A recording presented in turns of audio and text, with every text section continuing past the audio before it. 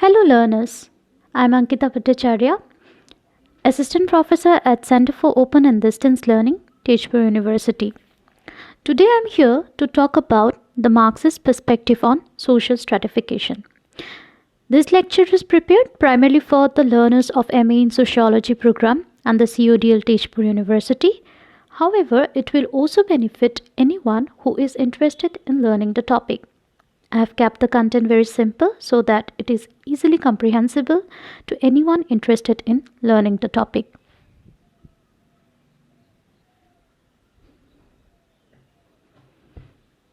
So, if you have gone through a previous lecture that was prepared by me on functionalist perspective, by now you must be, aware that according to functionalism, social stratification is inevitable and is functional to society.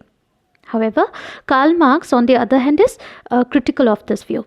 Now, before proceeding with the Marxist perspective on social stratification, we first need to understand that the central to Marxism is the idea of economic determinism, which is also very well reflected in the Marxist perspective on social stratification. So, what is meant by this economic determinism? Economic determinism is a theory or a perspective that suggests that economic forces and relationships determine all other forces or aspects in society, like political, social, cultural, intellectual, etc. In other words, the economic forces and relationship form the foundation or the base, upon which all other aspects in society are based, which form the superstructure. So as you can see in this diagram, we see that economy is the base, right? And over economy, over this base, other aspects like culture, family, education, religion, politics, etc., everything else apart from economy are embedded over it, and they are considered as superstructure. Economy is the base and all other aspects are considered as superstructure.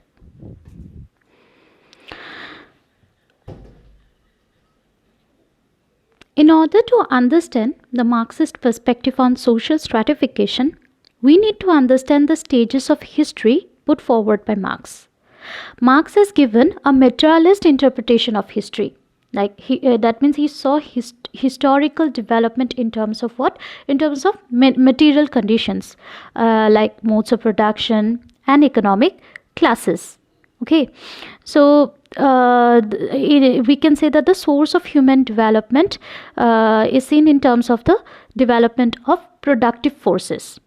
So in terms of the stages of history, Marx has talked about 5 stages. Okay, so 5 stages, of which we have got, as you can see here, first is the primitive communism, secondly ancient society, third is feudalism, fourth is capitalism, and then the last one, communism, that has been predicted by Marx. Okay, so other stages that the history has it has already been gone through. We have already gone through those stages, like according to Marx, those are the stages in history. But the last one, that stage, which is communism, that has been predicted by Marx. Okay. Now, the first stage, as you can see, is the primitive communism, where stratification was absent. Okay, in this case, stratification was absent as it was a classless society. So you can see that in others like ancient society, feudalism and capitalism, I have written 2 classes, right? There are 2 categories written next to these terms. So we, like in ancient society, we have master and slave. Then feudalism, we have got feudal lord and serf. Capitalism, bourgeoisie and proletariat. What that is, we will discuss. But in primitive communism, I have not written anything because that society is considered as classless society. There are no classes. So in this society, all the natural resources, those were commonly owned by everyone. Okay, so for survival, you need to you need to have get your basic needs fulfilled, right? You need to eat, you need to survive, and for that matter, everything is what derived from nature. It is derived from the natural resources, and those natural resources are collectively owned by everyone.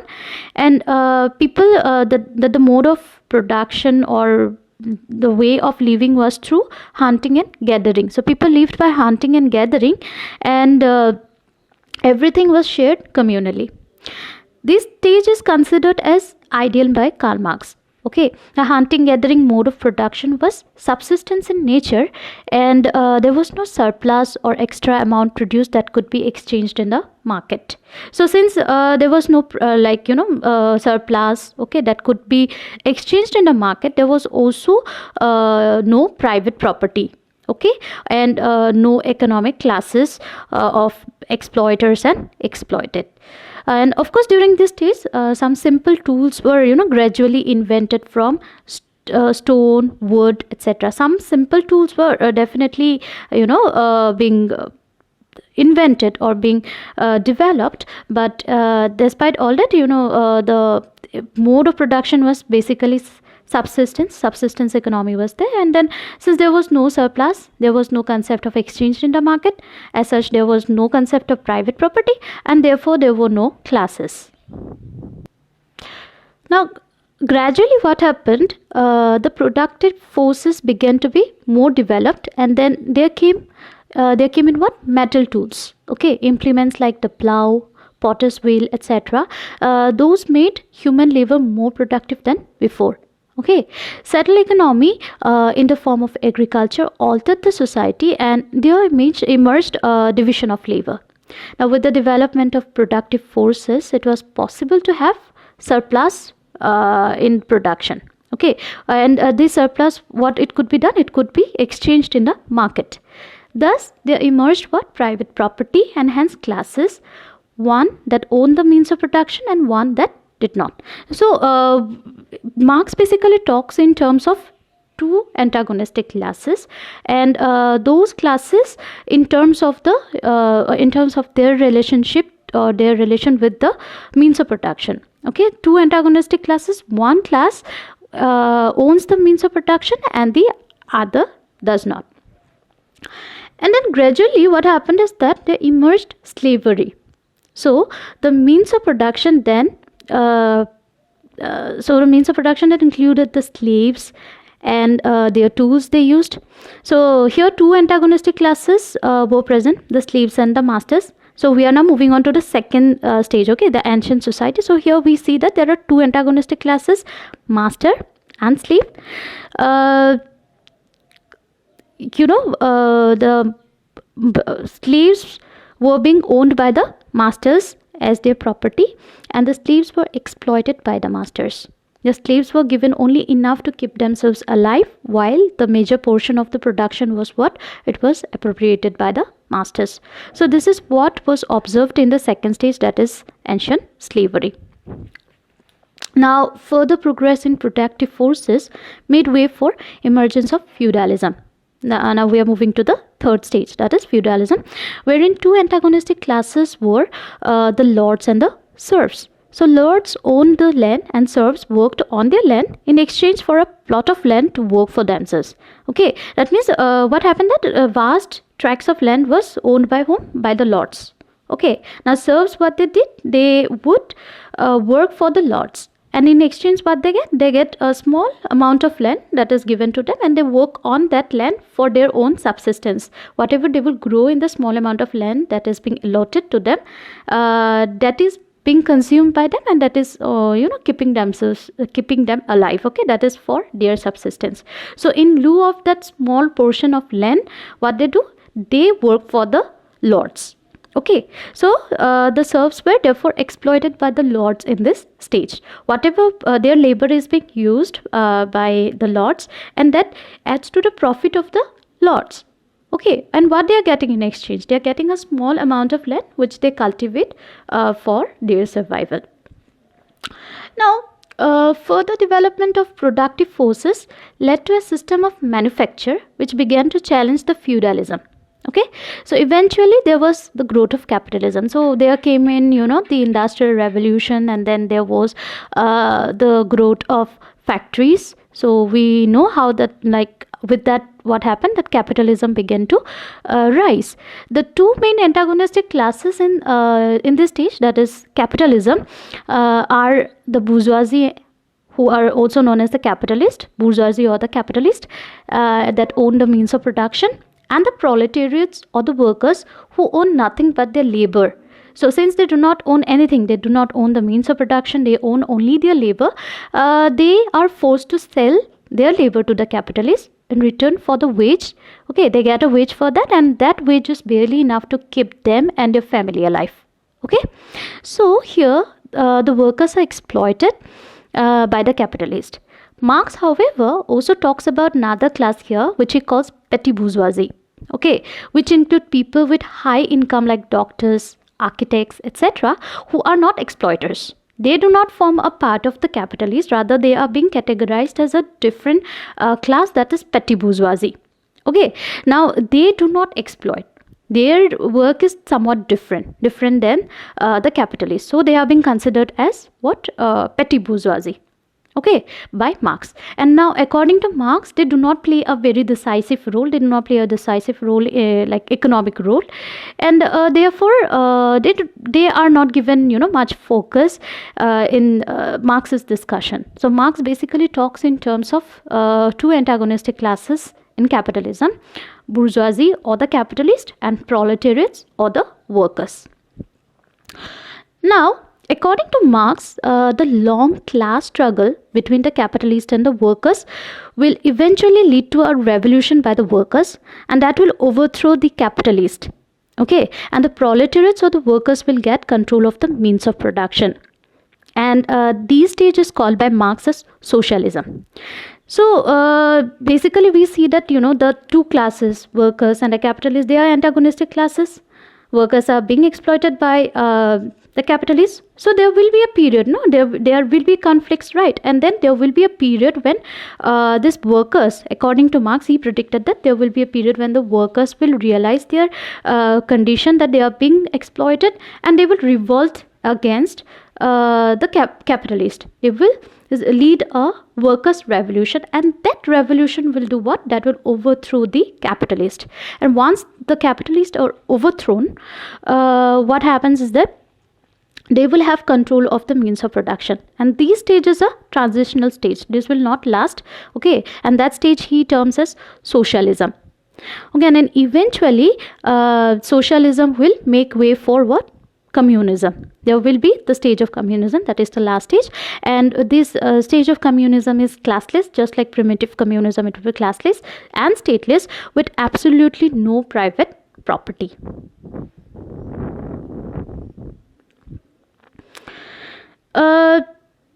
So if we look here, that we see that the last stage here that we are talking about is a prediction by Marx. Okay, the other stages of history, except primitive communism, has been marked by class struggle between two antagonistic classes that we have already seen. So in ancient slave society, we have what? Masters and slaves. In feudalism, lords and serfs. And in capitalism, capitalists and workers. By now, it is clear that the Marxist perspective on stratification focuses only on the economic aspect, right? So basically, the category of stratification that is taken into consideration is what? It is class. So in Marxist interpretation, what is class? A class is a group of individuals who share a common position in relation to the means of production. And here, means of production means the raw materials, machines, tools, and all other resources that are needed for the process of production. According to the Marxist perspective, therefore, it is the ownership of the means of production that determines the distribution of wealth and power in society. So economic determinism that we were talking about, right? So in the beginning we talked about that, right? So that is what is being reflected here. Okay, those who own the means of production, they possess more wealth and power in society. Thus, basically, we get two antagonistic classes or two hostile classes. That is the class that owns the means of production and the class that does not own the means of production. Now, Marx has written extensively on capitalism. So, let us look at stratification in terms of capitalism. By now you have already understood that stratification in capitalism can be seen in terms of two classes called bourgeoisie or the capitalist class and the proletariat or the working class. Okay, since the capitalists own the means of production, they therefore constitute the economically dominant class, right? So herein Marx's economic determinism comes in, and economically dominant class also therefore constitute what? The ruling class. Okay, and it is the ideas of the economically dominant class, that is the capitalist, that form the dominant ideas, or we can say the dominant ideology. So as we were talking about, like that economical aspect forms the base, right? So over which all other aspects are being embedded. Okay, so since the capitalists are the economically dominant class, they are also dominant in terms of other aspects, be it political or intellectual aspect. Everywhere they are dominant. It is their ideas that's become the dominant ideas in society. Now moving on to the proletariats or the working class, we have understood that they own nothing but their own labor, right? So in order to earn a living, in order to eke out a living, they have no choice but to sell their labor to the capitalist. Now the main motive of the capitalist is what? Profit maximization. And to do that, they exploit the workers. The workers are not paid wages in accordance with the labor they invest. Okay, so and they invest in the process of what? In the process of production. So the difference between the value that the labor creates in production and the value paid as wages to by the capitalist to the workers, that constitute the surplus value, which is appropriated by the capitalist. So in other words, we can also say that the surplus value is the profit. Now the capitalist will try to increase the surplus value by increasing the exploitation of the workers, because more the surplus value, more will be the more will it be profitable for them, right? So their motive is profit generation. So these constitute this creation of more surplus value, or increasing the surplus value by exploiting the workers. This constitutes the essence of capitalism. Suppose let us assume that a worker works for 8 hours, and he is paid wages worth 6 hours. Okay, or in other words, he needs to work 6 hours to create his subsistence. So the remaining 2 hours, okay, that remaining 2 hours labor, that creates the surplus value, and that surplus value is appropriated or is taken away by the capitalist.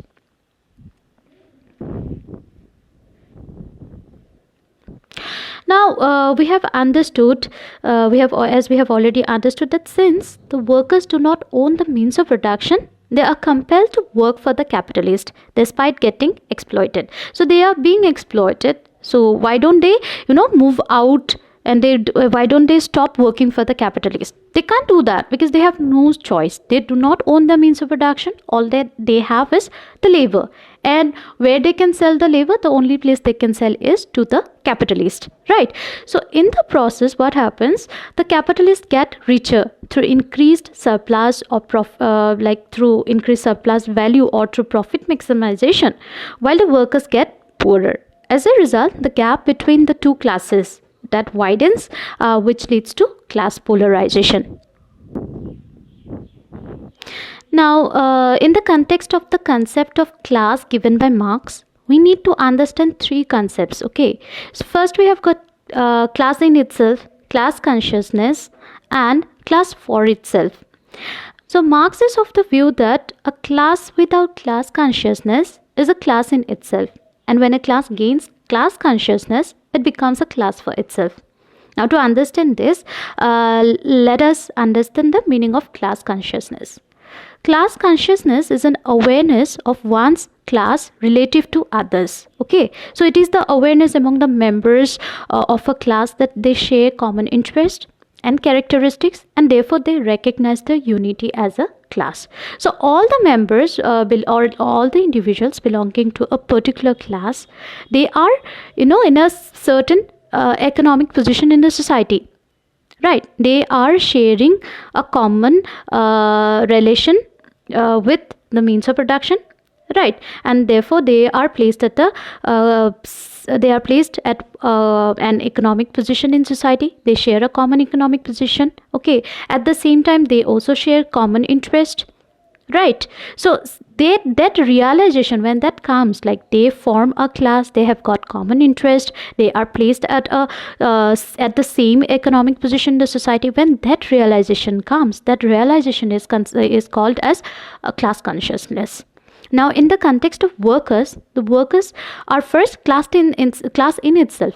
Okay, they are class in itself, but once they have class consciousness, okay, that is, they recognize their unity as a class with shared interest, they turn into class for itself, which would lead to a workers revolution, that would overthrow the capitalist. So when they have this class consciousness, they would become aware of aware of the fact that they are being constantly exploited by the capitalist, and therefore they would revolt. Okay, they will revolt against the capitalist. So thereafter, what happens or what is being predicted by Marx, that we have already understood, that is, Marx has predicted socialism and finally communism after the workers' revolution.